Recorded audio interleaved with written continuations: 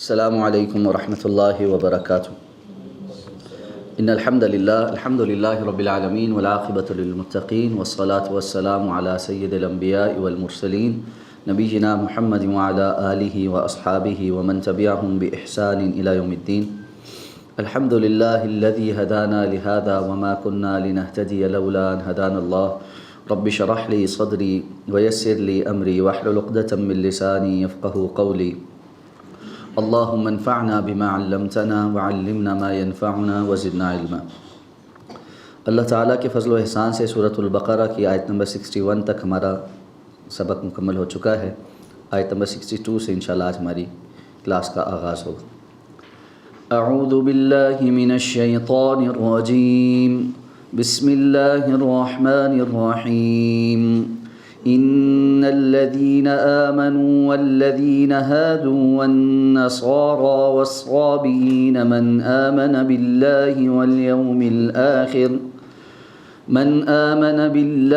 واليوم الآخر وعمل صالحا فلهم أجرهم عند ربهم ولا خوف عليهم ولا هم يحزنون۔ وَإِذْ أَخَذْنَا مِيثَاقَكُمْ وَرَفَعْنَا فَوْقَكُمُ الطُّورَ خُذُوا مَا آتَيْنَاكُمْ بِقُوَّةٍ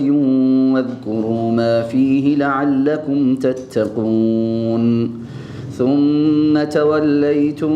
مِنْ بَعْدِ ذَلِكَ فَلَوْلَا فَضْلُ اللَّهِ عَلَيْكُمْ وَرَحْمَتُهُ لَكُنْتُمْ مِنَ الْخَاسِرِينَ۔ وَلَقَدْ عَلِمْتُمُ الَّذِينَ اعْتَدَوْا مِنْكُمْ فِي السَّبْتِ فَقُلْنَا لَهُمْ كُونُوا قِرَدَةً خَاسِئِينَ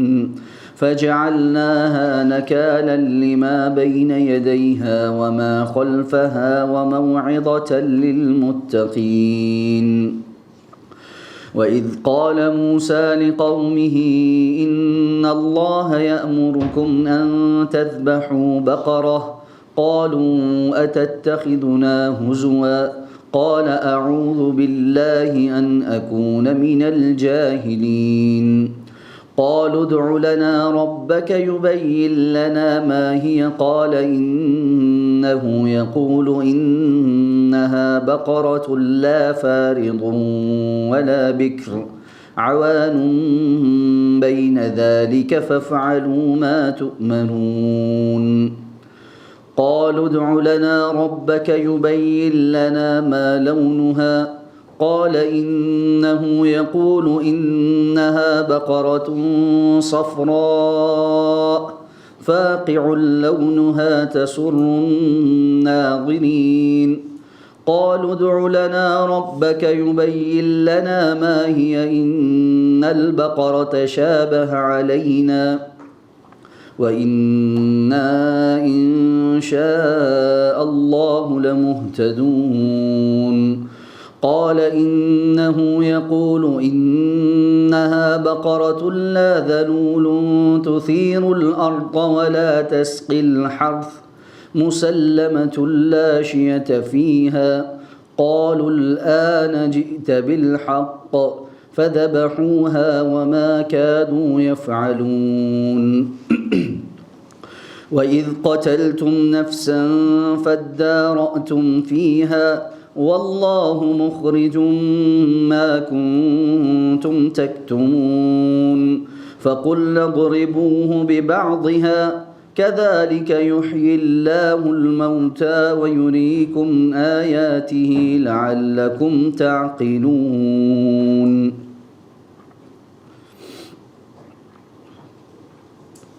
ان الذین آمنوا، بے شک وہ لوگ جو ایمان لائے، والذین ہادوا اور جو یہودی بنے، والنصارى اور نصارہ بنے،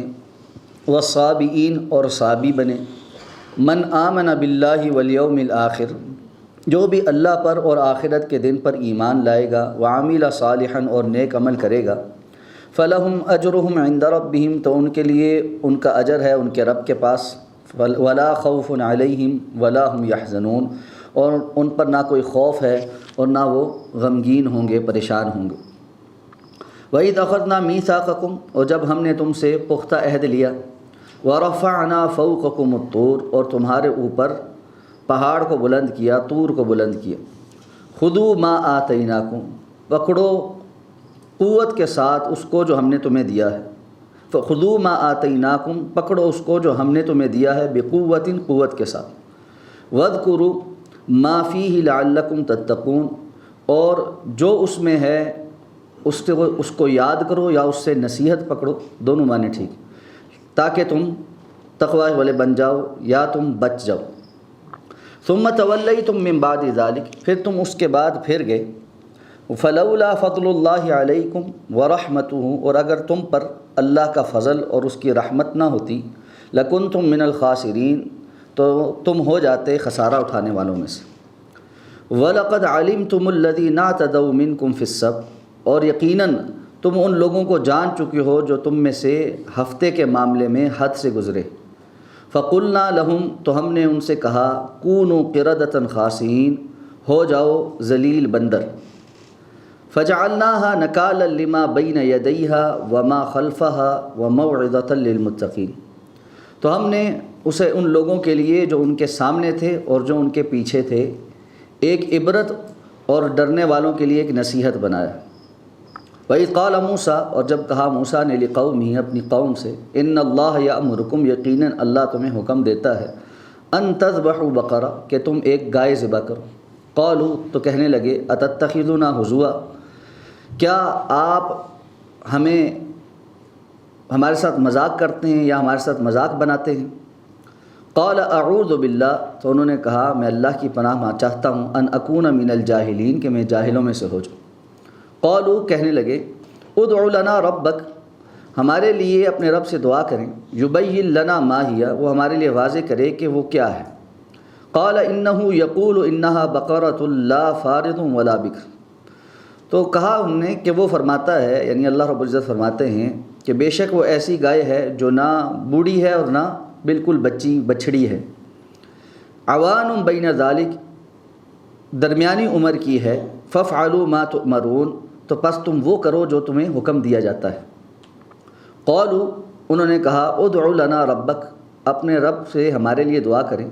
یبین لنا ما لونہا، وہ بیان کر دے، واضح کر دے ہمارے لیے کہ اس کا رنگ کیا ہے۔ قال انہ یقول، تو انہوں نے کہا کہ وہ فرماتا ہے، انہا بقرۃ صفراء، یقیناً وہ ایک زرد رنگ کی گائے، فاقع لونہا تسر الناظرین، اس کا رنگ خوب گہرا ہے اور دیکھنے والوں کو خوش کرتی ہے۔ قالوا، انہوں نے کہا، ادع لنا ربک، دعا کیجئے ہمارے لیے اپنے رب سے، یبین لنا ما ہی، کہ وہ ہمارے لیے واضح کرے کہ وہ کیا ہے۔ ان البقرہ تشابہ علینا، بے شک گائیں ہم پر ایک دوسرے کے مشابہ ہو گئی، وَإِنَّا إِن شَاءَ اللَّهُ لَمُهْتَدُونَ، اور یقیناً اگر اللہ نے چاہا تو ہم اپنے ہدایت کو پہنچنے والے ہیں۔ قال انہ یقول، تو انہوں نے کہا کہ وہ فرماتا ہے، انہا بقرۃ، یقیناً وہ ایک گائے ہے، لا ذلول تثیر الارض ولا تسقی الحرث، جو نہ جوتی ہوئی ہے کہ زمین میں ہل چلائے اور نہ کھیتی کو پانی دیتی ہو، مسلمۃ لا شیۃ فیہا، صحیح سالم ہے، اس میں کسی اور رنگ کا کوئی نشان نہیں ہے۔ قالوا الآن جئت بالحق، کہنے لگے اب آپ صحیح بات لے کر آئے ہیں۔ فذبحوها، تو پس انہوں نے اسے ذبح کیا، وما كادوا يفعلون، اور وہ قریب تھے کہ نہ کرتے۔ وَإِذْ قَتَلْتُمْ نَفْسًا، اور جب تم نے ایک شخص کو قتل کر دیا، فَادَّارَأْتُمْ فِيهَا، پھر تم نے اس کے بارے میں جھگڑا کیا، وَاللَّهُ مُخْرِجٌ مَا كُنْتُمْ تَكْتُمُونَ، اور اللہ تعالیٰ اس بات کو باہر نکالنے والا تھا جو تم چھپا رہے تھے۔ فَقُلْنَا اضْرِبُوهُ بِبَعْضِهَا، تو پس ہم نے کہا کہ تم مارو اس کا کوئی ٹکڑا، كَذَلِكَ يُحْيِي اللَّهُ الْمَوْتَى، اس طرح اللہ زندہ کرتا ہے مردوں کو، وَيُرِيكُمْ آیاتی، اور دکھاتا ہے تمہیں اپنی نشانیاں، لعلکم تعقلون، تاکہ تم سمجھو، عقل اختیار کرو۔ سورہ بقرہ کی آیت نمبر 61 تک ہماری گفتگو مکمل ہو چکی ہے۔ پہلے گزشتہ آیات میں بنی اسرائیل کو ان پر کیے گئے انعامات یاد کروا کر پھر انہوں نے آگے ان انعامات کے شکر کے بجائے جو نافرمانیاں کی ان کا تذکرہ ہے، اور پھر ان نافرمانیوں کے نتیجے میں ان کے اوپر آنے والے مختلف قسم کی پکڑ اور عذاب کا تذکرہ ہے۔ اب یہ بات چیت چل رہی ہے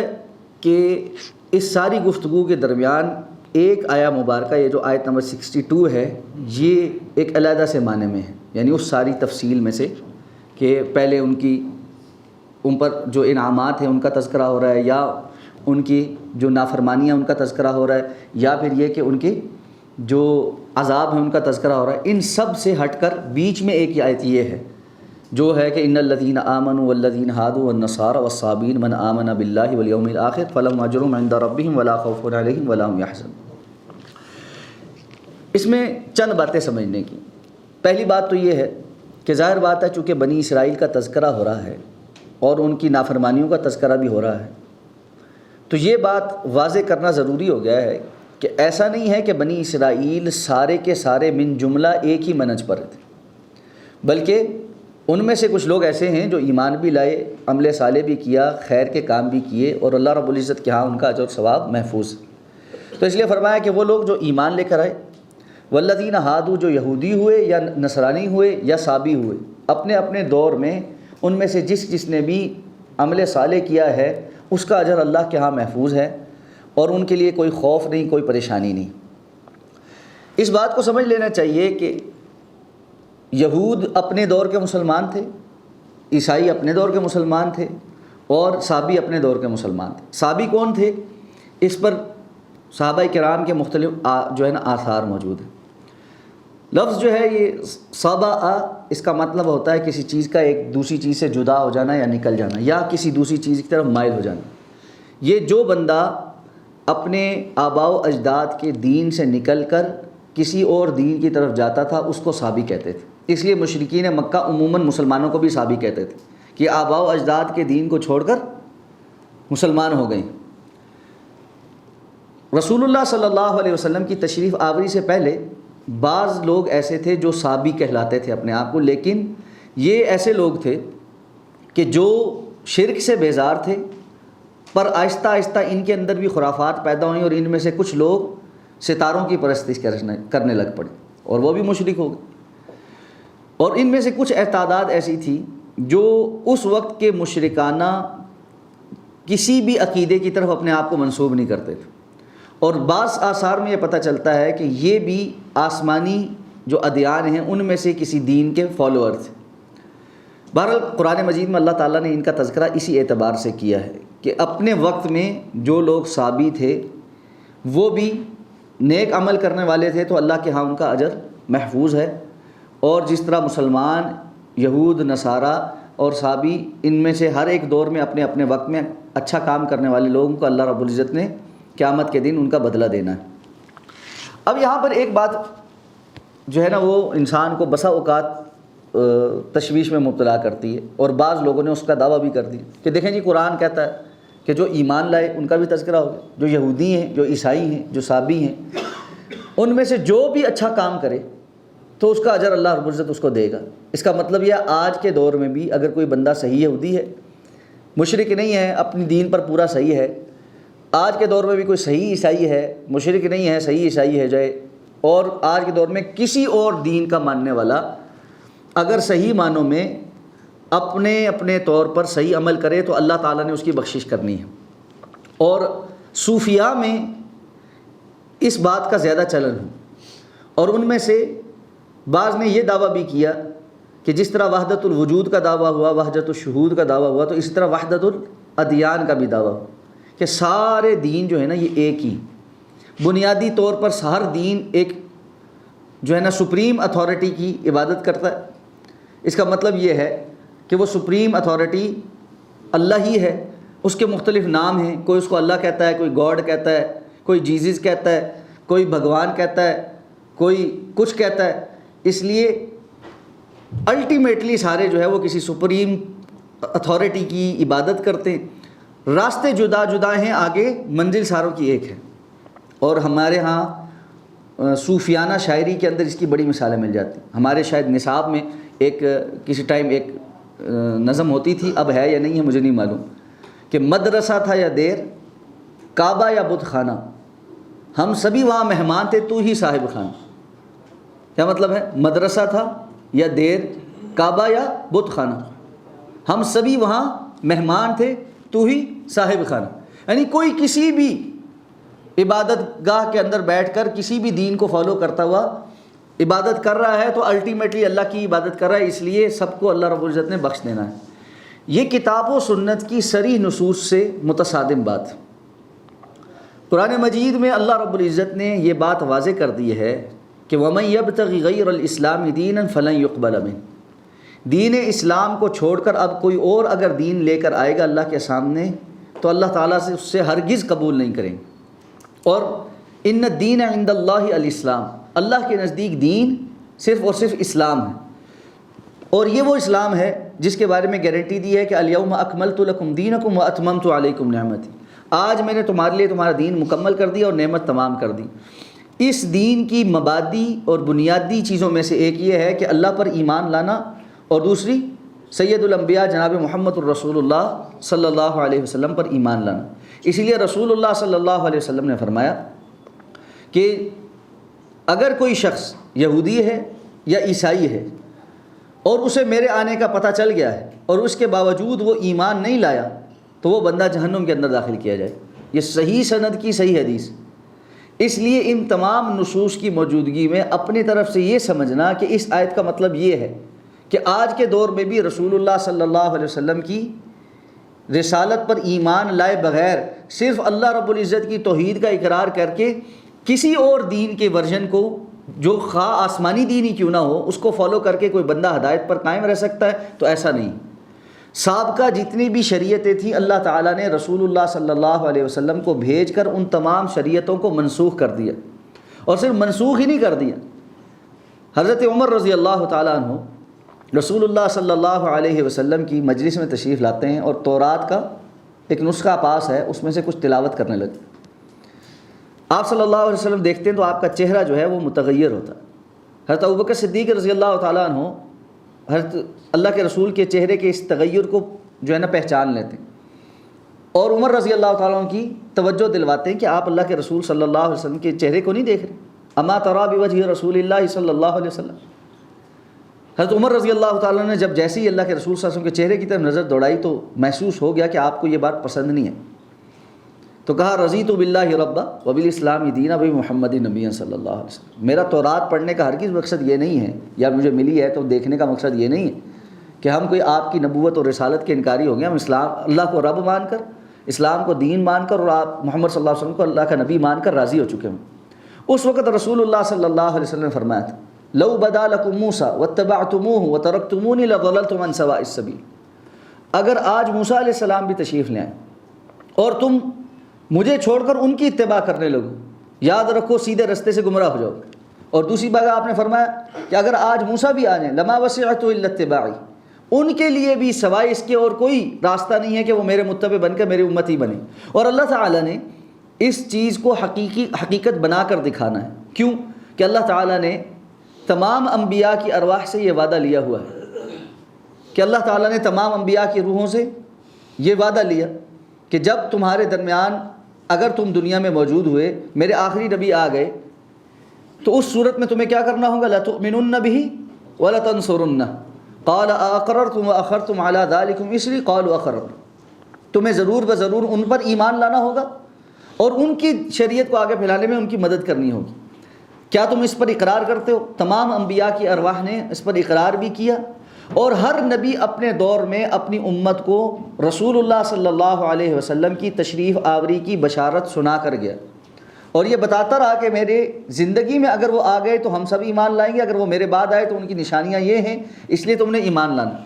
اور یہی وجہ ہے کہ آسمانی سابقہ کتابوں کے اندر بھی رسول اللہ صلی اللہ علیہ وسلم کی بعثت کی بشارت اور آپ کی جو نشانیاں تھیں وہ تمام تر موجود تھیں۔ اور ہم پہلے بھی بات کر چکے ہیں حضرت سلمان فارسی رضی اللہ تعالیٰ عنہ کے واقعے کے حوالے سے کہ وہ ساری کی ساری علامات یہود کو پتہ تھی، اور وہ اس وجہ سے اوس اور خزرج کو بار بار کہتے بھی تھے۔ تو جب اللہ تعالیٰ نے تمام انبیاء سے یہ وعدہ لیا ہے تو اس وعدے کو سچ بھی کر دکھانا ہے کہ حضرت عیسیٰ علیہ السلام نے جب دنیا میں دوبارہ تشریف لانا ہے تو اللہ تعالیٰ نے ان کو نبی بنا کر نہیں بھیجنا، بلکہ رسول اللہ صلی اللہ علیہ وسلم کا امتی بنا کر بھیجنا۔ یہی وجہ ہے کہ اللہ کے رسول صلی اللہ علیہ وسلم نے فرمایا جب عیسیٰ علیہ السلام تشریف لائیں گے اور دمشق کے جو منارہ ہے مسجد کا، اس پر دو فرشتوں کے کندھوں پر ہاتھ رکھے ہوئے آپ جو ہے وہ تشریف لائیں گے تو مغرب کی نماز کا وقت ہوگا، اور مسلمانوں کے جو امام ہیں، دیگر روایات کو اکٹھا کیا جائے تو امام مہدی وہ نماز کی تیاری کر رہے ہوں گے، تو حضرت عیسیٰ تشریف لے آئیں گے۔ وہ امام مہدی حضرت عیسیٰ علیہ السلام کو کہیں گے کہ آپ نماز پڑھائیں، امامت کروائیں، تو حضرت عیسیٰ علیہ السلام کہیں گے نہیں، یہ اس امت کا شرف ہے، اور اس بات کے اظہار کے لیے کہ اب وہ اس امتی کی حیثیت سے، رسول اللہ صلی اللہ علیہ وسلم کے امتی کی حیثیت سے اس گروہ کا حصہ ہیں، پیچھے صف میں کھڑے ہوں گے اور مسلمانوں کے جو امام ہیں وہ امامت کروائیں گے۔ اب یہ بات بالکل واضح کر دیتی ہے کہ اس آیہ مبارکہ کا یہ مطلب نہیں ہے جو لوگوں نے بسا اوقات سمجھ لیا ہے کہ آج کے دور میں بھی اگر کوئی بندہ یہودی ہے، عیسائی ہے، عمل صالح کرے یا کوئی اور دین کا مطلب بس عمل صالح کرے تو وہ جنت کے اندر داخل ہو جائے گا۔ رسول اللہ صلی اللہ علیہ وسلم کی بعثت کے بعد جنت میں جانے کا رستہ اللہ کے رسول صلی اللہ علیہ وسلم پر ایمان لائے بغیر ممکن نہیں، اسلام قبول کیے بغیر ممکن نہیں۔ اس لیے یہ ان لوگوں کی بات ہو رہی ہے جو ایمان لائے اپنے اپنے دور میں، خواہ وہ اس وقت جب یہودیت اللہ کی طرف سے، یعنی یہودیت تو نہیں تھی، دین اسلامی تھا، اس کو تو بعد میں یہودیت کا نام دیا گیا، نصرانیت نہیں تھی، وہ اسلامی تھا لیکن اس کو بعد میں نصرانیت کا نام دیا گیا۔ تو جو اس وقت کے انبیاء پر ایمان لانے والے لوگ تھے وہ مسلمان مومن تھے، اللہ کے ہاں ان کا اجر محفوظ ہے۔ اسی طرح وہ لوگ جو رسول اللہ صلی اللہ علیہ وسلم کے بعثت کے بعد پہلے یہودی تھے لیکن ایمان قبول کر کے مسلمان ہو گئے، جیسے عبداللہ ابن سلام رضی اللہ تعالیٰ، اور پہلے کوئی اور کسی اور مذہب پہ تھے لیکن اسلام قبول کر لیا، پہلے بھی اچھے بننے کی کوشش کرتے تھے، جیسے حضرت سلمان فارسی پہلے عیسائی ہوئے آتش پرستی چھوڑ کر، اور اس کے بعد پھر جب اسلام کا پتہ چلا تو پھر مسلمان ہوئے۔ تو اللہ کے رسول صلی اللہ علیہ وسلم نے فرمایا ایسے لوگوں کے لیے دوہرا اجر بھی ہے کہ جو پہلے بھی صحیح دین پر تھے اور جب اسلام کا پتہ لگا، رسول اللہ صلی اللہ علیہ وسلم کا پتہ چلا تو آپ پر بھی ایمان لے کر آئے۔ تو یہ اس آیہ مبارکہ کا مفہوم۔ تو اس کا غلط معنی اور مفہوم جو اکثر اوقات جو ہے نا بعض میڈیا چینلز پر بڑے سوک اور دانشور بھی جو ہے نا اس آیت کو کوٹ کر دیتے ہیں کہ دیکھیں جی سب اسلام تو بڑا جو ہے نا وہ اس کے اندر بڑی وسعت ہے اور اس میں کوئی جبر اکراہ نہیں ہے۔ تو دو آیتیں بہت مس کوٹ ہوتی ہیں، ایک یہ آیہ مبارکہ اور ایک لا اکراہ فی الدین، دین میں کوئی جبر نہیں، دین میں کوئی جبر نہیں۔ بھائی لا اکراہ فی الدین والی آیت کا سیاق سباق سب کچھ اگر آپ پڑھیں تو وہ کفار کی بات ہو رہی ہے کہ غیر مسلموں کو دین میں لانے کے لیے، اسلام قبول کروانے کے لیے کوئی جبر اور اکراہ نہیں، ٹھیک ہے۔ اب مسلمان ایک دوسرے کے لیے لا اکراہ فی الدین بول رہے ہوتے ہیں، جبکہ قرآن مجید نے صراحت کے ساتھ کہہ دیا ہے کہ ما کان لمؤمن ولا مؤمنۃ اذا قضى الله ورسوله امرا ان يكون لهم الخيرة من امره۔ کسی مسلمان مرد، مومن مرد اور عورت کے لیے یہ بات جائز نہیں ہے کہ جب اللہ اور اللہ کے رسول کا کوئی حکم آ جائے تو اب وہ کہیں کہ ہمارا اپنا بھی کوئی اختیار ہے۔ تو دین میں داخل ہونے کے بعد تو کوئی اختیار نہیں، اس آیت کو کوئی کوٹ نہیں کرتا، لیکن لا اکراہ فی الدین بہت زیادہ کوٹ ہوتا ہے کہ جی دیکھیں آپ کہاں سے جو ہے نا مورل پولیسنگ کر رہے ہیں، آپ مورل پولیس بن گئے جی، فلاں ہو گیا، آپ یہ کرتے ہیں، آپ دوسروں کے اوپر قدغنے لگاتے ہیں، دین کے اندر کوئی جبر اکراہ نہیں ہے، کوئی سختی نہیں ہے۔ تو بھائی دین تو ہے ہی حدود اور قیود کا نام۔ یہ جو کانسیپٹ ہے نا ایک کہ دین کی کوئی حدود قیود نہیں ہوتی، اور دین ایک ایسا کھلا میدان ہے جس میں جس کا دل کرتا ہے وہ جس طرح منہ کر کے چل پڑتا ہے، اور شترے بے مہار ہیں سب، اور بس اصل میں یہ ہونا چاہیے کہ اللہ رب العزت کے ساتھ انسان جس قسم کا بھی تعلق قائم کرنا چاہے کر لے۔ کوئی فلموں میں کام کر کے اللہ کو راضی کر رہا ہے، وہاں پہ میں بڑا اچھا کام کر رہا ہوں۔ کوئی ڈراموں میں کام کر کے جی میں وہاں سے بڑی پازیٹیو جو ہے نا اپروچ جو ہے وہ لوگوں تک پہنچا رہا ہوں۔ حتیٰ کہ ایک بندے کا انٹرویو میں نے سنا اسٹیج ڈراموں پہ فحش ترین گفتگو کرنے والا اور مختلف قسم کی جو فحاشی ہمارے یہاں اسٹیج ڈراموں پہ ہوتی ہے، ان سب کو ڈیفینڈ کرتے ہوئے ساتھ میں کہتے دیکھیں جی ہم تو لوگوں کے چہروں پر مسکراہٹ لا رہے ہیں، اور اسلام میں اللہ کے رسول نے حکم دیا ہے کہ دوسروں کے چہروں پر مسکراہٹ لانا یہ بھی صدقہ ہے اور یہ بھی نیکی ہے، تو ہم تو نیکی کا کام کر رہے ہیں۔ تو اپنے طور پر شیطان نے لوگوں کے لیے ان کے کاموں کو ایسا مزین کر دیا ہے، اور انفارچونیٹلی ہمارے ہاں تھوڑا بہت دین کا علم رکھنے والا وہ بندہ جو دین کی کوئی بات کرتا ہے لیکن گہرائی کے ساتھ علم نہیں رکھتا، وہ ان ساری نصوص کے سامنے جو ہے نا خاموش ہو جاتا ہے کہ شاید یہی بات ہے کہ دین جو ہے وہ ایک اتنی بڑی وسیع چراگاہ ہے جس کے اندر جو جہاں مرضی جس طرح مرضی کرتا رہے، اور جو بھی کام ہے اس کا چلتا رہے، ایسا ہرگز نہیں۔ رسول اللہ صلی اللہ علیہ وسلم کو یہ کہنے کی کیوں ضرورت پڑی الدنیا سجن المؤمن، دنیا مومن کا قید خانہ ہے؟ بھائی دین کی حدود قیود ہیں، دنیا کے اندر رہتے ہوئے جب آپ دین کو فالو کرتے ہیں اور اپناتے ہیں تو آپ کے اوپر کچھ لمٹس جو ہے نا وہ مقرر ہیں، آپ اس کی حد کے اندر رہتے ہیں، آپ اپنی مرضیاں نہیں کر سکتے۔ تو یہ جو مرضی کرنے کا شوشہ ہے نا، یہ بنیادی طور پر دین سے روگردانی، یہ بات بالکل واضح ہے، اظہر من الشمس ہے، اور اس کو گھول لیں اپنے اندر۔ جہاں آپ کے سامنے جو بندہ یہ مرضیوں کا راگ گلاپے نا، اس کو تو بالکل ہی واضح طور پہ یہ پیغام دیتے ہیں کہ بھائی آپ اس کا مطلب ہے دین کی بنیاد کو نہیں سمجھے۔ جس دین کا نام اسلام ہے، اور اسلم یسلم اسلامن بھی اس کی ایک وہ ہے کہ جی سرنڈر کرنا، ٹھیک ہے، اپنی مرضی چھوڑ کر اس کے اندر داخل ہونا، اس کو آپ کہتے ہیں کہ جی میری مرضی ہے، میں جو مرضی کروں۔ بھائی آپ کی میری مرضی نہیں ہے، اللہ اور اللہ کے رسول صلی اللہ علیہ وسلم کے بتائے ہوئے طریقے اور قانون ہیں، مرضی اللہ کی ہے، اس کے مطابق اس دنیا کے اندر امتحان ہے، اسی لمیٹیشن کے اندر رہنا ہے جو اللہ اور اللہ کے رسول نے بتائی، اور اسی انداز میں رہنا ہے۔ اور یہ پھر صرف اس میں نہیں، جب شیطان یہاں سے ناکام ہوتا ہے تو دینداری کے اندر وہ اس قسم کی چیزیں پیدا کر دیتا ہے کہ جی دینداری کے اندر اللہ رب العزت کو راضی کرنے کا بہت سارے طریقے ہیں، ٹھیک ہے، اور اس میں سے ایک طریقہ یہ ہے کہ جی میں نچ کے یار منا لیتا ہوں، میں دھمالے ڈالتا ہوں، ٹھیک ہے، میں گھنگرو پہن کر جو ہے نا وہ ڈانس کرتا ہوں، اور اس سے ہوتا کیا ہے کہ میں اپنے نفس کو مار رہا ہوتا ہوں، میں ایک ایسی حیت اختیار کرتا ہوں کہ میرے اندر سے تکبر ختم ہو جائے، کہ مٹی میں ہی بیٹھے رہتے ہیں، کیچڑ کو ہی اپنے اوپر ملتے رہتے ہیں، اور وہ اپنا نفس اس طرح سے مار رہے ہوتے ہیں۔ یہ ساری کے ساری چیزیں کہنے کو اچھی بھلی معلوم ہوتی ہیں، لیکن شیطان کے وسوسے اور ہتھ کنڈے ہیں انسان کو اصل دین سے ہٹانے کے لیے۔ تو اسلام ایک ایسا خوبصورت دین ہے جس نے انسان کو انسان بھی بنایا ہے، اشرف المخلوقات کے مقام اور مرتبے تک پہنچنے کا دستور اور طریقہ بھی بتایا۔ وہ بڑا بیلنسڈ اپروچ کے ساتھ ہے، وہ نہ رہبانیت کا نام ہے کہ دنیا تاریک ہو کر جنگلوں کے اندر مٹی کے اندر انسان اپنے آپ کو رولتا رہے، نہ 100% کیپٹلسٹک اپروچ ہے کہ بس دنیا ہی ہے اور وہی کمانی ہے اور اس کے لیے کوئی بھی ذرائع حاصل ہو جائیں۔ وہ ایک اعتدال کا اور وسطیت کا نام ہے، اور وہ اس دنیا کو آخرت کے کمانے کا ذریعہ بتلاتا ہے، اور اس دنیا کی محنتوں کو بھی آخرت کی محنتوں کے ساتھ جوڑ دیتا ہے، ساری جائز ضروریات کو اختیار کرتے ہوئے لیکن آخرت کے تصور کو قائم رکھتے ہوئے، اس کو سامنے مد نظر رکھتے ہوئے ان حدود اور قیود کے اندر کام کرنے کی جو ہے نا ایکسرسائز کرواتا ہے جو اللہ رب العزت نے متعین کی ہیں۔ اس سے روگردانی چاہے وہ دین کے نام پر ہو، لبرلزم کے نام پر ہو، یا کسی اور نام پر ہو، وہ ساری کے سارے شیطان کے ہتھ کنڈے ہیں، اس کے علاوہ کچھ نہیں۔ اس لیے تصور دین واضح ہونا چاہیے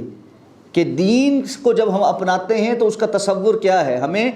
کچھ لائنز ڈرا کرنی ہی پڑیں گی اپنی زندگی میں۔ ینگ جنریشن کو ایک بہت بڑا مسئلہ جو ہوتا ہے وہ اس بات پر ہوتا ہے، جب ہم بات کرتے ہیں جی آپ یہ حلال ہے یہ حرام، اب ایک سوال یہ آتا ہے، میرے تو بہت سارے دوست نہیں مانتے اس بات، میرے بہت سارے رشتہ دار نہیں مانتے اس بات، میرے بہت سارے تعلق والے اس بات کو نہیں مانتے، تو کیا کریں گے آپ؟ ان کو راضی کرنے کے لیے دین چھوڑتے چلے جائیں گے؟ یہ بات ذہن میں رکھیں، آپ کو ہمیشہ دین پر عمل کرتے ہوئے لائن ڈرا کرنی پڑے گی، اور اس لائن کو ڈرا کرنے پر دوسری جانب کون آتا ہے اور اس جانب کون آتا ہے،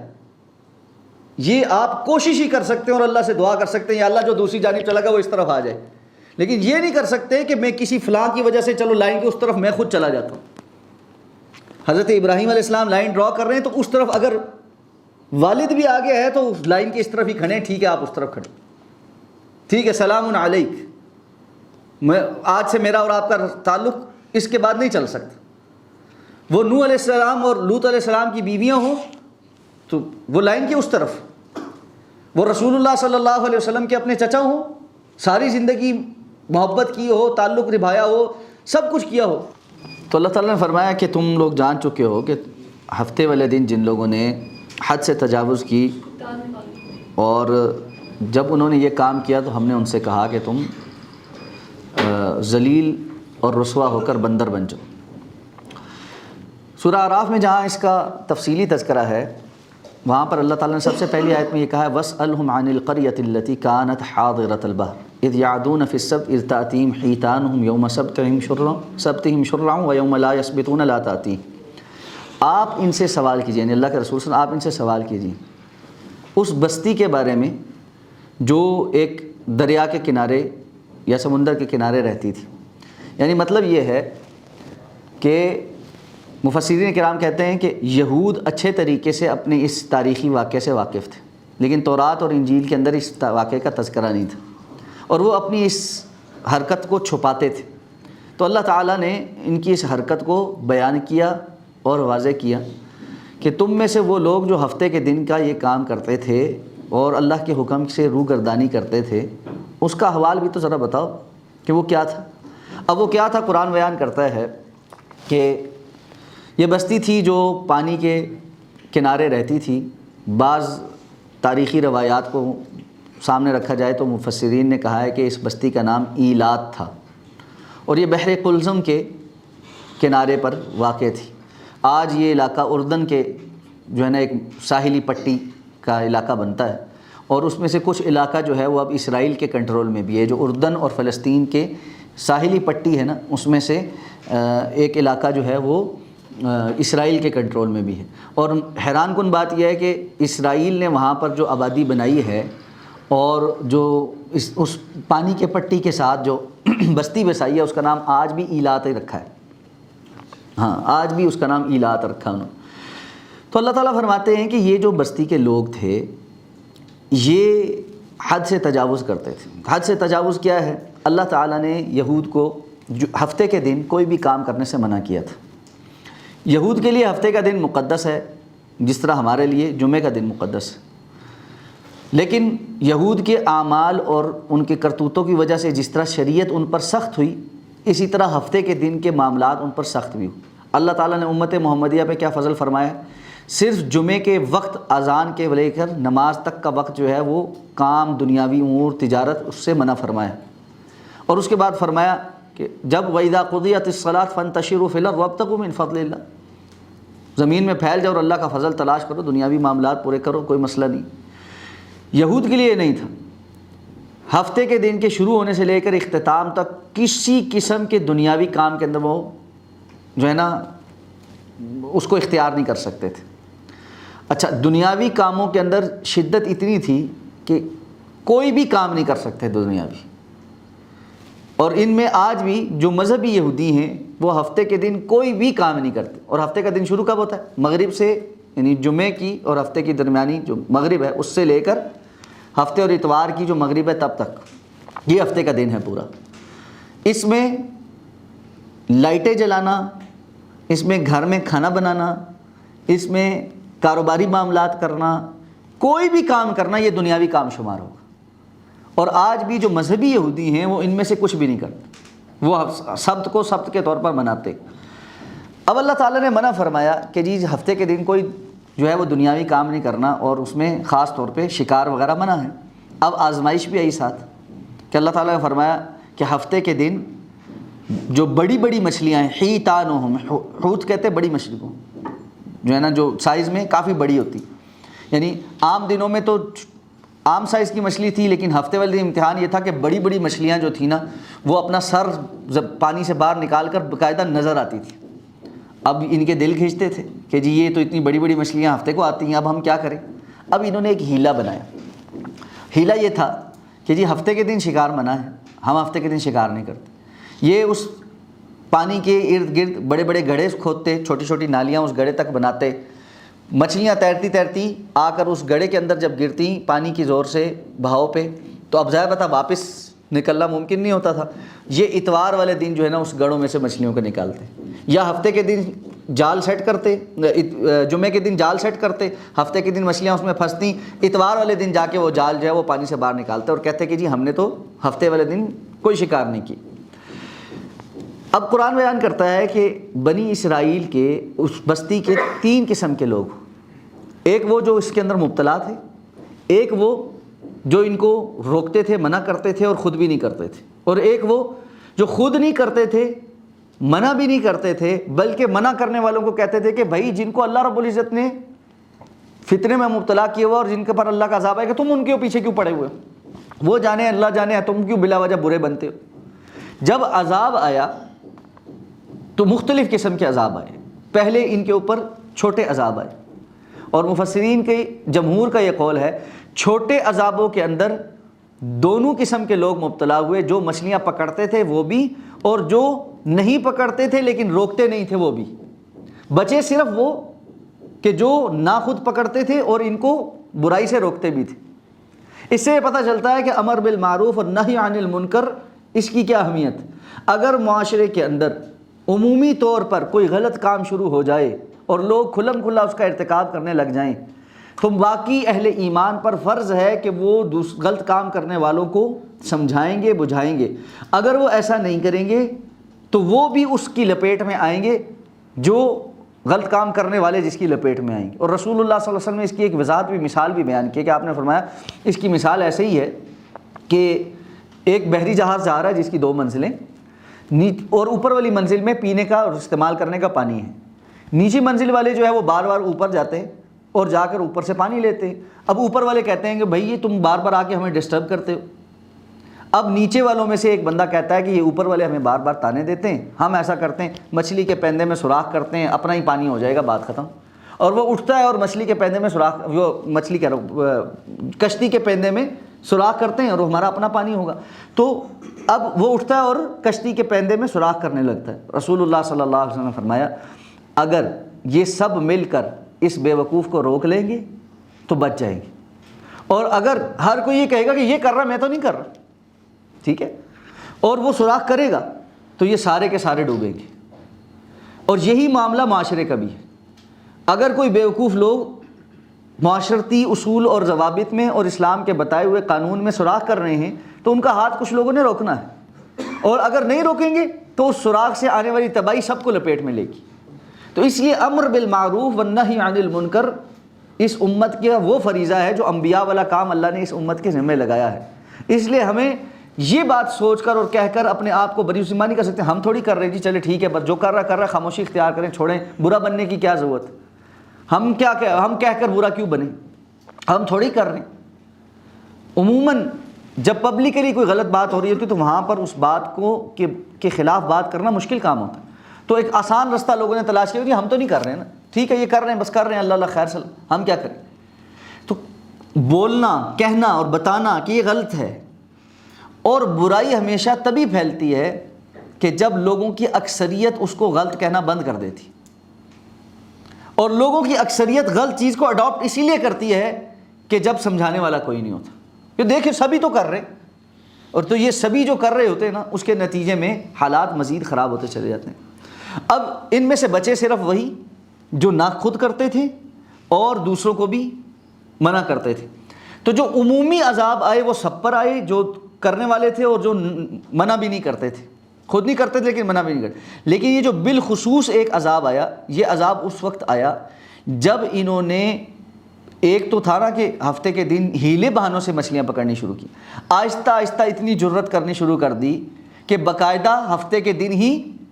مچھلیوں کا شکار کرنے لگے. اب اللہ تعالیٰ نے عذاب بھیجا اور ان لوگوں کو ان کی صورت مسخ کر کے بندروں کی صورت میں تبدیل کر دیا گیا. اب یہ ایک بڑا یعنی رسوا کن عذاب ہے. کونوا قردۃ خاسئین, ذلیل بندر بن جاؤ. بعض لوگوں نے اس کی تعویل کرنے کی کوشش کی ہے کہ ان کے اندر بندروں والی عادات پیدا کر دی گئی تھی. یہ بلا وجہ کی ایک وہ ہے تعویل ہے. کیوں بھائی, اللہ تعالیٰ جب کہہ رہے ہیں کہ جی ہم نے کہا بندر ہو جاؤ, تو اللہ کے لیے کوئی بعید ہے کہ اللہ ان کے چہرے بندروں میں نہیں بدل سکتا یا ان کی حقیقت بندروں میں نہیں بدل سکتا. یقیناً وہ 100% جو ہے بندروں کے اندر ان کی شکل و صورت کے اندر تبدیل ہو گئے تھے. صرف عادات اور خصلتیں نہیں آ گئی. عادات اور خصلتیں تو آج بھی کتنے لوگوں کی, بندروں کو چھوڑ کے پتہ نہیں کون کون سی ہیں. تو اس لیے بس کوئی بات یاد آ جاتی ہے, مناسب نہیں ابھی. تو عادات اور خصلتیں تو بہت لوگوں کی ہوتی اور بڑے بڑے عجیب جانوروں جیسی ہوتی. تو اس لیے ان کو اللہ تعالیٰ کی طرف سے باقاعدہ طور پہ بندروں کی صورت میں تبدیل کر دے گا. اچھا, اب بعض لوگ یہ بھی کہہ دیتے ہیں کہ اس کا مطلب ہے یہ جو موجودہ دور کے بندر ہیں نا یہ انہی کی بنی اسرائیل کی نسل ہے. یہ بات رسول اللہ صلی اللہ علیہ وسلم کی ایک حدیث سے متصادم ہے. آپ صلی اللہ علیہ وسلم نے فرمایا جب اللہ تعالیٰ کسی قوم کو مسخ کرتا ہے یعنی اس کی صورت بدل کر کسی اور چیز میں بدل دیتا ہے, پھر نہ ان کے اگلے رہتے ہیں نہ آنے والے رہتے ہیں, یعنی ان کی پچھلی نسل بھی ختم ہو جاتی ہے, ظاہر بات ہے پچھلی تو مر جانا ہوتا ہے, اور آنے والی ان کی نسل نہیں ہوتی کہ وہ اس میں بھی. تو بندر آج موجودہ جو ہیں یہ ایک علیحدہ سے ایک اسپیشی ہے جو ایک وہ ہے, وہ جو اللہ رب العزت نے ان کو بندروں میں تبدیل کیا وہ عذاب کی صورت میں بندروں کے اندر ان کی صورتیں بدلی, اور جب تک وہ اس عذاب کا شکار رہے اور اس کے بعد مر گئے. تو اس وقت موجود بندر یا گوریلے جو ہیں وہ بنی اسرائیل کی نسل نہیں ہیں, یا ان لوگوں کی ہفتے کے دن جو حد سے تجاوز کرنے والے تھے ان کی نسل نہیں, لیکن یہ ایک سخت ترین عذاب ہے. اور یاد رکھیں رسول اللہ صلی اللہ علیہ وسلم نے فرمایا تھا قرب قیامت, اللہ کے رسول صلی اللہ علیہ وسلم نے فرمایا بعض لوگوں پر جو عذاب آئیں گے ان میں سے دھسایا جانا بھی ہے اور مسخ کیا جانا بھی, مسخ کیا جانا, چہروں کا مسخ ہو جانا. ٹھیک ہے. اچھا آپ نے نوٹ کیا ہے ایک ہے کہ کسی کی حیت ایک دم سے بدل جائے, اور ایک ہے کہ لوگ آج کل باقاعدہ خود جانوروں والی شکلیں آپریشنز کروا کے بنوا رہے ہیں, یہی مسخ. اور ممکن ہے کہ اس کی دوسری صورت بھی ہو, لیکن بندہ ہے جی اس کی ویڈیو آتی ہے کہ جی اس نے یہاں پر سینگ لگوا لی ہیں, زبان کے 2 ٹکڑے کروا لیے, شیطان والی شکل بنا لی ساری. بندہ ہے جی اس نے شیر والی شکل بنا لی, کوئی ہے کوئی کچھ بنا رہا ہے, کوئی کچھ بنا رہا ہے. تو یہ جو ہے نا کہ شیطان نے یہ قسم اٹھائی تھی کہ اللہ تعالیٰ میں آج تیرے بندوں میں سے ایک مخصوص حصہ ضرور لے کر جاؤں گا, وَلَآمُرَنَّهُمْ فَلَيُغَيِّرُنَّ خَلْقَ اللَّهِ, یہ اللہ رب العزت نے جس تخلیق پر ان کو پیدا کیا ہے اس کو ضرور تبدیل کریں گے. اور اس کی ایکسٹریم پوزیشن یہ ہے کہ لوگ کچھ نہ کچھ اپنی شکلیں بنوا رہے ہیں اور اپنے آپ کو انسان سے ہٹا کر کچھ اور بنانا چاہ رہے ہیں. والعیاذ باللہ, یہ شیطان کے. جیسا آپ نے بولا تھا کہ برائی سے روکنا جو ہے وہ ضروری ہے, تو جس طرح ہماری آرگنائزیشن ہے یوتھ کلب, اس میں ہمارے اسپیکرز ہیں جو فرنٹ پہ آ کے دعویٰ کرتے ہیں, سب کچھ کرتے ہیں, پیچھے جو ٹیم بیٹھ کے ان کا سارا ریمائنڈرز بن رہے ہیں اور ساری کوآرڈینیشن وغیرہ ہو رہی ہے, تو کیا ہمیں بھی ضرورت ہے اس کو دعویٰ دینے کی؟ ہمارا اکاؤنٹ ہو جاتا ہے ان کے اکاؤنٹ ہوتا ہے. دیکھیں ضرورت نہیں ہے کہ کسی کو خود نہیں, دیکھیں ہر انسان کو اپنی اپنی جگہ پہ ضرورت ہوتی ہے. ہمارے پاس ایک ہے کہ جی کسی جگہ آپ بیٹھ کر دعوت دینے کا, ایک میں بیٹھا ہوں میں آپ کو پڑھا رہا ہوں, کوئی اور بیٹھا ہے اس کے اندر یہ اسکل ہے وہ پڑھا رہا ہے, یا وہ پبلکلی اچھا بولتا ہے اور وہ اس طریقے سے اپنا کام کر رہا ہے. ہمیں سے ہر بندہ اپنی اپنی زندگی میں مختلف جگہوں پر زبان سے بھی یہ کام کرتا ہے, عمل سے بھی یہ کام کرتا ہے. ایک بندہ جو بیٹھ کر کسی جگہ درس دے رہا ہے یا کسی جگہ جو ہے نا لیکچر ڈیلیور کر رہا ہے, اس کا سپورٹنگ جتنا سپورٹنگ سٹاف ہے یا جتنے بھی اس کے ساتھ عملہ ہے اس سب کو انشاءاللہ اللہ رب العزت نے وہ پورا اجر عطا فرمانا ہے جو وہ فرنٹ پہ بیٹھ کر رہا ہے. اور میں تو یہ سمجھتا ہوں کہ جو لوگ کیمرے کے پیچھے ہیں نا وہ زیادہ محفوظ, کہ کیمرے کے سامنے بیٹھا ہوا بندہ جو ہے نا وہ تو دوہرے امتحان میں مبتلا ہے. لائکس اینڈ شیئرز میں وہ پھنسا ہوا ہے, ٹھیک ہے, واہ میں وہ پھنسا ہوا ہے, اسٹائل میں وہ پھنسا ہوا ہے, گیٹ اپ میں وہ پھنسا ہوا ہے, لوگوں کی شہرت میں وہ پھنسا ہوا ہے, پرسنل لائف اس کی ڈسٹرب ہے. ٹھیک ہے نا. یہ میں آپ کو سچ بات بتاؤں کہ شہرت دور سے بڑی اچھی لگتی ہے, اس میں آ جاتی ہے نا عذابناک ہے, انسان کی اپنی پرسنل لائف ختم ہو کے رہ جاتی. آپ جتنا مرضی اپنے آپ کو تکلف سے عاری کرنے اور سیدھا کرنے کی کوشش کر لیں, بھائی آپ کو کچھ نہ کچھ 12 لوگوں کے حساب سے کرنا ہی پڑتا ہے. ٹھیک ہے نا. اپنی فیملی کے لیے بہت ساری چیزیں آپ کو جو ہے نا باؤنڈریز کھینچنی پڑتی ہیں, یار میں کیا کروں, میں جگہ تلاش کرنی پڑتی ہیں جہاں میں کوئی نہ جانتا ہوں. ٹھیک ہے نا. اس لیے جو کیمرے کے پیچھے بیٹھا نا وہ تو بہت اچھا ثواب کما رہا ہے, اس لیے کہ اس کی تو نیت بالکل خالص ہے. وہ میں اکثر کہتا ہوں کہ مولانا طارق جمیل صاحب کی کچھ باتیں جو ہے نا بڑی کام کی ہوتی ہیں, اور ان میں سے ایک کام کی بات یہ کہ ایک دفعہ وہ اپنے لیکچر میں کہہ رہے تھے کہ بھائی جو تم سامنے آ کر بیٹھے ہو نا تم لوگ تو مزے میں, ٹھیک ہے, مسئلہ تو ہمارا ہے کہ ہم کہاں کھڑے. جو آیا ہے بیچارہ وہ کسی کونے کے اندر بیٹھ کر اس نے اللہ اور اللہ کے رسول کی بات سننی ہے, اس بات کا اس پر اثر بھی ہوا ہے, اس کی آنکھوں سے آنسو بھی جاری ہو رہے ہیں, اور وہ وہاں سے توبہ استغفار کرتا ہوا اٹھ کے گیا, اس نے ارادہ کیا یا اللہ میں یہ فلانا کام چھوڑ دوں گا. اس کے اخلاص پہ کیا شک, وہ تو کسی کو شکل دکھانے نہیں آیا نا, وہ تو آیا بس بیٹھا, بات سنی, اللہ اللہ کے رسول کی بات سننے کے لیے آیا, اسپیشلی پتہ نہیں کتنا خرچہ کر کے آیا ہے, اپنے وقت نکال کے آیا, سب کچھ کر کے آیا. بھائی مسئلہ تو اس کو ہے جس کو واہ واہ مل رہی. اس لیے یہ تو اجر و ثواب انشاءاللہ آپ کا پکا ہے، جو پیچھے بیٹھے ہیں، جو سپورٹنگ سٹاف ہے، جو اس کو آگے دوسروں تک پہنچا رہے ہیں اور خیر کے کام کریں، انشاءاللہ اللہ رب العزت کے ہاں اجر و ثواب میں کوئی کمی نہیں۔ دیکھیں جب اللہ کے رسول یہ فرماتے ہیں کہ روزے دار کو روزہ کھلوانے والا خواہ ایک کھجور سے یا کچی لسی سے ہی کیوں نہیں، زیادہ لمبی چوڑی دعوت نہیں، جس نے دوسرے کو روزہ کھلوا دیا اس کو روزے دار کے روزہ رکھنے جتنا اجر ملے گا، جبکہ اللہ تعالیٰ روزہ رکھنے والے کے اجر میں کوئی کمی نہیں کرے۔ تو جو دعوت کا کام کر رہا ہے اس کی دعوت کو آگے دوسروں تک پھیلانا، اس کو طریقے سے دوسروں تک ابلاغ کرنا، اس کو سپریڈ کرنے کے لیے جو محنت کرنی ہے، جو ریکارڈنگ کرنے کی محنت کرنی ہے، ہر چیز سیٹ اپ لگانا ہے، وہ اسپیکر سے پہلے آتا ہے، سارا سیٹ اپ بناتا ہے، اسپیکر کے بعد جاتا ہے، ایڈیٹنگ کرتا ہے، بیٹھ کے اس پہ محنت کرتا ہے، سارا کچھ کرتا ہے، اس کو نہیں اللہ نے اجر دینا، اس کو اللہ رب العزت کیا پتہ زیادہ ہی اجر دے، اس کا وقت شاید بولنے والے سے کہیں زیادہ لگے، اور بولنے والے نے تو ایک بار بول دی ہے نا، اس بولنے والے کی اس میں اتنے پوٹینشیل نہیں ہے کہ وہ بات کہاں تک پہنچی ہے اور کتنے لوگوں کو اس سے خیر ملی ہے۔ جو پیچھے بیٹھا ہوا بندہ اس نے شاید زیادہ محنت کی ہے کہ وہ بات بہت زیادہ لوگوں تک پہنچ گئی ہے، اس کو نہیں اجر ملے گا، اس کا یقیناً اس کا اجر ملے گا انشاءاللہ۔ موقع پہ بھی تو ہوتا ہے کہ فار ایگزامپل آرگنائزیشن میں آپ کی ڈیوٹی ایڈیٹنگ کیا یا پیچھے کوآرڈینیشن کیا بیک اینڈ کیا، لیکن اب آپ آرگنائزیشن میں نہیں ہیں اور اپنے دوستوں میں بیٹھے ہیں اور تو دعوت کا موقع ہے تو آپ ہاں بالکل۔ دیکھیں میں یہ کہہ رہا ہوں نا، بول کر دعوت دینے کا موقع تو ہر جگہ ہی ہے ہمارے پاس، گھر پر ہے، محلے پر ہے، دوستوں میں ہے، اٹھتے بیٹھتے ہر جگہ پہ ہے، چلتے پھرتے لوگوں کو جہاں بھی آپ خیر کی بات بتا سکتے ہیں وہ بتانے پہ۔ لیکن ایک ہے کہ جی آپ باقاعدہ طور پہ بیٹھ کر جو ہے نا لیکچر ریکارڈ کرا کے وہ سارا کام کرتے، تو بھائی ہر کام ہر بندہ نہیں کر سکتا، ٹھیک ہے نا۔ اللہ تعالیٰ نے اسی لیے مختلف لوگوں کے اندر مختلف صلاحیتیں رکھی، اپنی صلاحیت کو پہچان کر اس صلاحیت کو اللہ کے راستے میں وقف کر دیں، بس یہ سب سے بہترین کام۔ اس کا نتیجہ یہ نکلے گا کہ اللہ تعالیٰ آپ کو وہ اجر و ثواب عطا فرمائیں گے جو اللہ تعالیٰ نے جو ظاہری طور پر اوپر ٹاپ لیول پہ کام کرے ان سب کو عطا فرمائیں۔ اس لیے اپنی صلاحیتوں کو آئیڈینٹیفائی کر کے بیسٹ جو ہے وہ اللہ کے راستے میں وقف کر لیں، یا اللہ یہ میں بیسٹ یہ کر سکتا ہوں، تو انشاءاللہ اللہ رب العزت نے بہت زیادہ اجر و ثواب عطا فرمائے۔ اس میں نیت کا بھی کافی دخل ہوگا نا، کہ اگر جو بندہ پیچھے بیٹھ کے ریڈنگ کر رہا ہے کم از کم اس کو یہ ضرور ہونا چاہیے کہ میں اجر کے لیے کر رہا ہوں، میں جاب سمجھ کے نہیں کر رہا۔ نیت کے بغیر تو کچھ ہے ہی نہیں، انما الاعمال بالنیات، اعمال کا دار و مدار تو ہے ہی نیتوں پر۔ اگر تو صرف جاب سمجھ کے کرنا ہے تو پھر تو جاب ہے نا، پھر تو اس کا بدلہ مل رہا ہے آپ کو دنیا میں، نہیں بس مل رہا ہے۔ ایک ہے میری جاب تو ہے، یہ اللہ کا فضل ہو گیا کہ مجھے اسی کام میں پیسے دنیا بھی ملنی شروع ہوں گی، اور یہ تو نور علی نور ہے نا کہ کسی بندے کو دین کا کام کرتے ہوئے ہی اللہ اس کے لیے دنیا بھی اسی میں جاری کر دے، یہ تو نور علی نور، وہ مطمع نظر نہیں ہے۔ اور بندہ اپنی جاب سے بڑھ کر زیادہ، ایک ہے آپ سے آرگنائزیشن کہتی ہے یار آپ نے 8 گھنٹے دینے، ٹھیک ہے، آپ 8 گھنٹے دینے کے بعد یہ کہتے ہیں کہ یار نہیں یار میں اس کو بہتر کر سکتا ہوں، میں 2 گھنٹے ایکسٹرا بھی دے دیتا ہوں، میں اس میں یہ کام زیادہ بہتر کر دیتا ہوں، یہ میرے سے مطالبہ نہیں لیکن میں اس سے زیادہ اچھا کرتا ہوں، یہ میں نے اللہ سے اجر لینا، ٹھیک ہے نا۔ تو یہ ہے کہ اللہ رب العزت سے اجر لینے کے لیے زیادہ محنت کر، جو آپ کے اوپر فرض ہے اس سے بڑھ کر نفل کرنے کی کوشش کرنا، تو وہ اللہ تعالیٰ سے جتنا بندہ اجر سمیٹ سکے۔ لیکن یہ الحمدللہ اللہ کا طرف سے نور علی نور ہوتا ہے کہ بندہ کی دنیا کے معاملات بھی اللہ اس کے دین کے معاملے کے ساتھ جوڑ دے، کہ وہی کام کر رہا ہے